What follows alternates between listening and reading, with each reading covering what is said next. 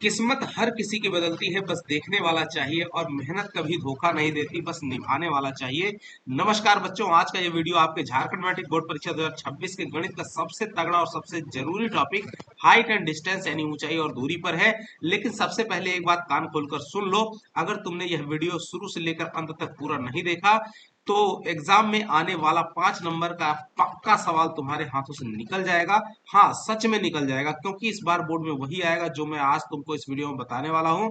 और अगर तुमने यह वीडियो एक सेकंड भी स्किप कर दिया तो जो छोटी सी ट्रिक मैं समझाऊंगा वो छूट जाएगी, और बस वही ट्रिक तुम्हारे नंबर तय करेगी। लेकिन अगर तुमने वीडियो को पूरा देखा तो हाइट एंड डिस्टेंस तुम्हें कभी भी किसी भी एंगल से गलत नहीं करने देगा। इस वीडियो में टॉप चुने हुए सवाल जो हर साल बोर्ड में रिपीट करता है, तो बच्चों कॉपी पेन निकाल लो, ध्यान एकदम स्क्रीन पर रखो और ज्यादा और याद रखना, जो पूरा देखता है वही पूरा पाता है और जो छोड़ देता है वह नंबर भी खो देता है। चलिए शुरू करते हैं। आपकी स्क्रीन पर सबसे सामने पहला क्वेश्चन है, एक समतल जमीन पर खड़ी मीनार की छाया उस स्थिति में 40 मीटर अधिक लंबी हो जाती है जब सूर्य का उन्नतांश 60 डिग्री से घटकर 30 डिग्री हो जाता है। मीनार की ऊंचाई ज्ञात करना है। तो चलिए करते हैं स्टार्ट। सबसे पहले कैसे सॉल्यूशन शुरू करेंगे, तो सबसे पहले हमने एक क्या कर दिया, यहाँ पे एक मीनार ले ली जिसका नाम हमने ए बी लिख दिया है, ये हमारी हो गई मीनार।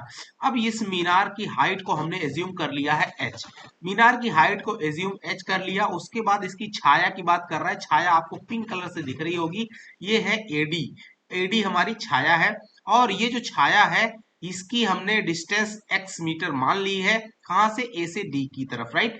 अब ये जो उन्नतांश है, उन्नतांश कितना दिया हुआ है, 60 डिग्री का दिया हुआ है। ब्लू कलर से आप देख रहे होंगे 60 डिग्री ये उन्नतांश है। अभी ये आपको मीनार, उसकी छाया और उसका उन्नतांश यानी कि उन्नयन कोण जो जमीन के साथ में बन रहा है वो 60 डिग्री है। अब ये घट करके 30 डिग्री हो जाता है, कब, जब सूर्य का उन्नतांश 30 डिग्री हो जाता है।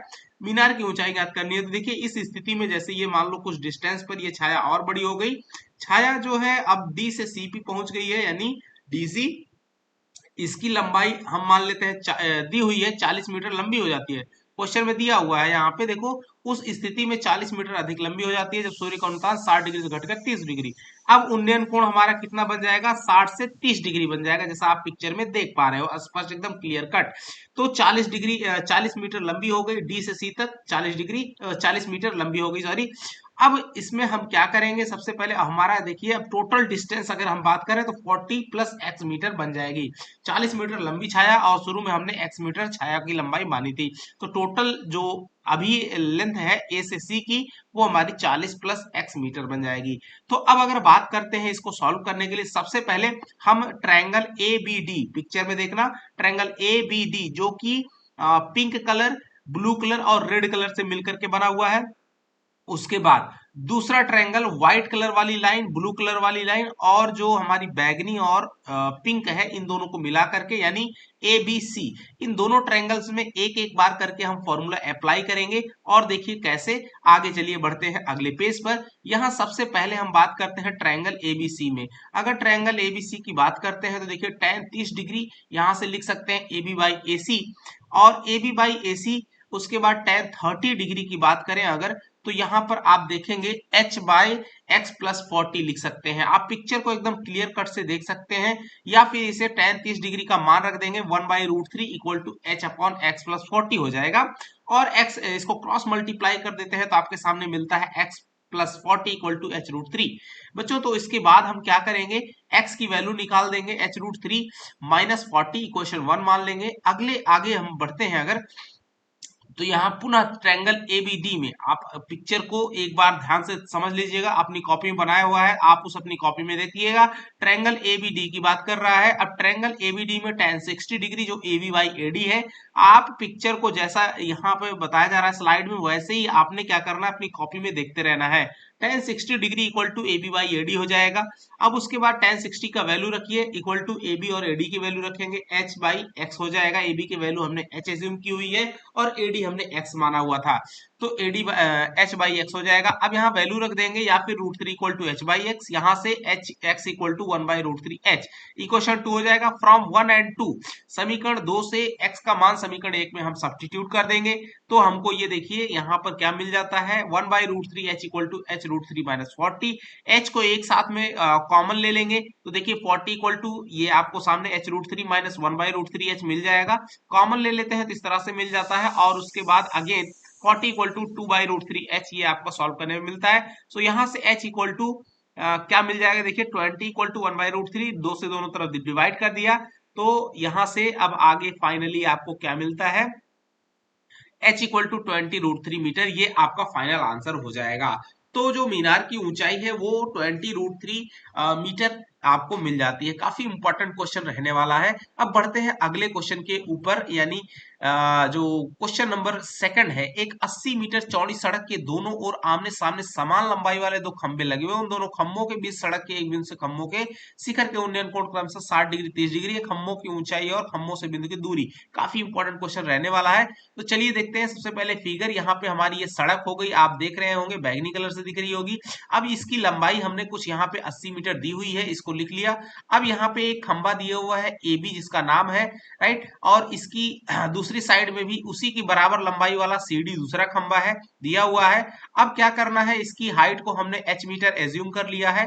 अब सड़क पर कोई बिंदु P है, जैसा कि आप येलो कलर से देख रहे हो। इस P से खंबे की एक साइड का जो उन्नयन कोण है वो हमारा 60 डिग्री, जैसा कि व्हाइट कलर से आपने देखा, और उसके बाद दूसरे साइड में तक 30 डिग्री का जो उन्नयन कोण है दूसरे खंबे के साथ शिखर के साथ में, वो इस तरह से फिगर आपका बन गया। अब करना क्या है बच्चों, अब हम क्या करेंगे, सबसे पहले जो CP है उसकी डिस्टेंस को x मीटर मान लिया है, और उसके बाद जो AP है वो हमारी 80 माइनस x मीटर बन जाएगी। क्यों, क्योंकि टोटल डिस्टेंस कितनी है, 80 मीटर है। अब क्या करना है इसमें, इसमें सबसे पहले एक ट्रायंगल ABP और दूसरा ट्रायंगल CDP, इस तरीके से दोनों को सॉल्व करेंगे, इक्वेशन बनाएंगे और हल करेंगे तो हमारा H निकल जाएगा, CP निकल जाएगा और AP निकल जाएगा। तीनों चीजें बात कर रहा है निकालने के लिए। तो चलिए बढ़ते हैं अगले।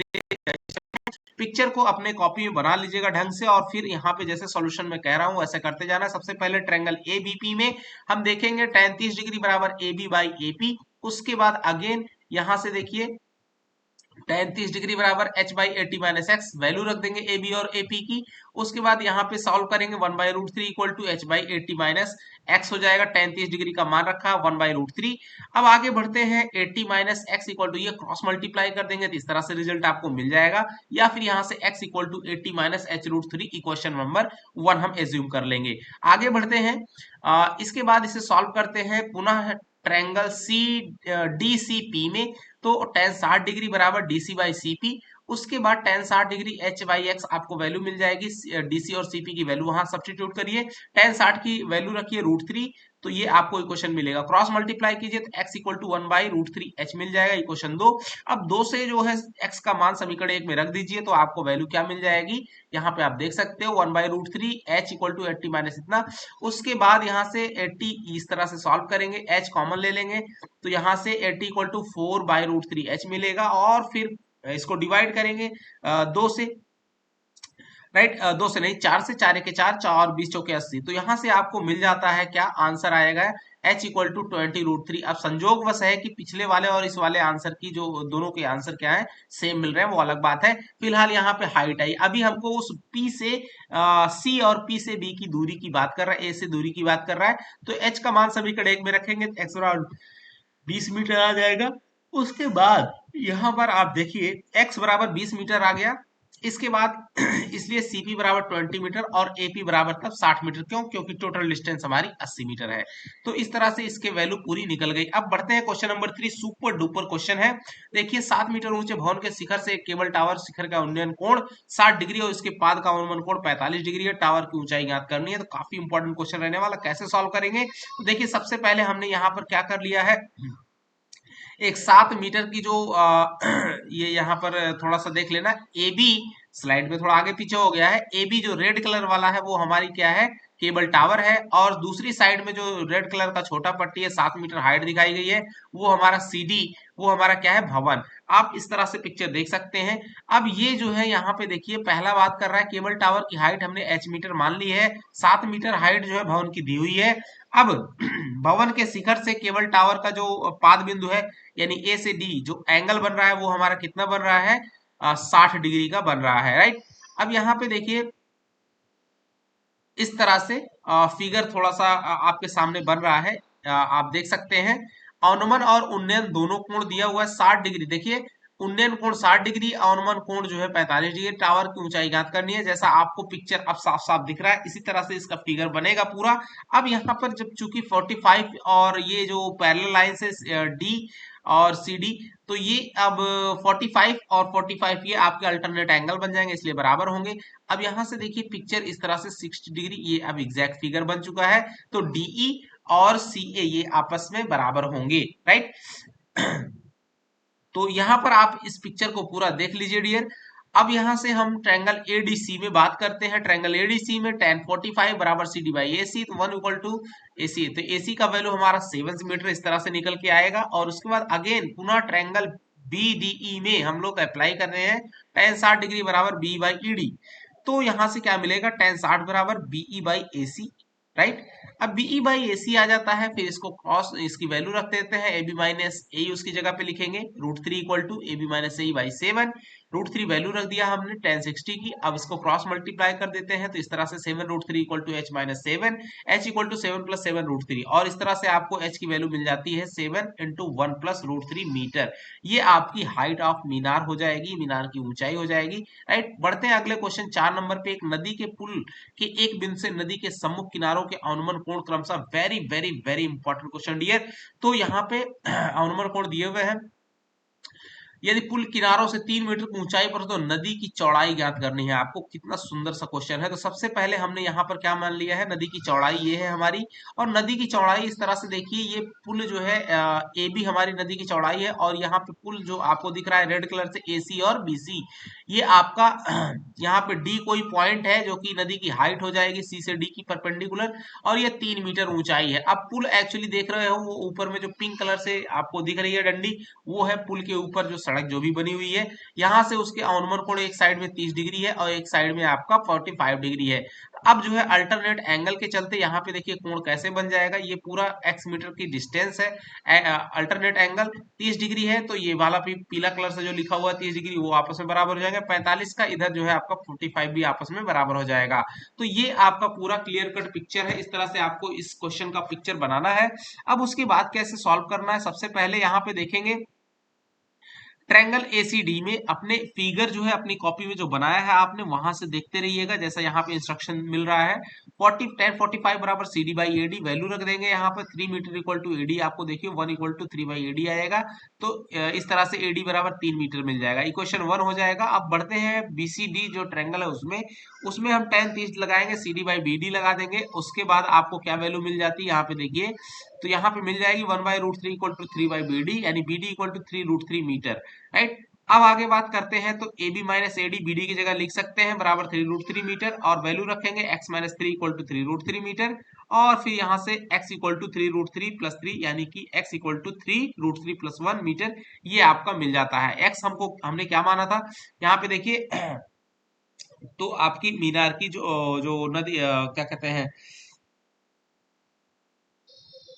तो अब ये जो आपके सामने 5 नंबर और 6 नंबर क्वेश्चन है, इन दोनों को डियर आप अपने आप से बनाइएगा, प्रैक्टिस कीजिएगा। ये आपके लिए प्रैक्टिस क्वेश्चन है।